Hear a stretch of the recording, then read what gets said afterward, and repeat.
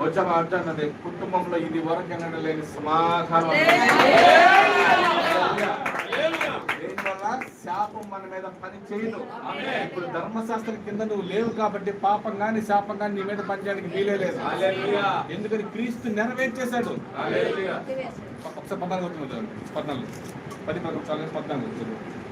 ఆత్మను కూర్చిన వాగ్దానమును విశ్వాసం వల్ల మనకు లభించినట్లు అబ్రహాము పొందిన ఆశీర్వచనము క్రీస్తు యేసు ద్వారా అన్యజనులు కలుగుటకై క్రీస్తు మన కోసము పొందిన ఆశీర్వచనం క్రీస్తు యేసు ద్వారా అన్యజనులమైన మనకు కలుగుటకై క్రీస్తు మన కోసము శాపమై ఏమయ్యాడు?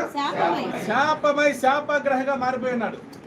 ఆయన చేశాడు కాబట్టి శాపం మనమే శాపం ధర్మశాస్త్రం యొక్క శాపం నుండి విమోచించాడు మనల్ని. అందుకే శాపం నీ మీద పనిచేయదు. నీకేదైనా చిన్న నష్టం రాగానే ఎవరో వచ్చి నువ్వు శాపం కింద నో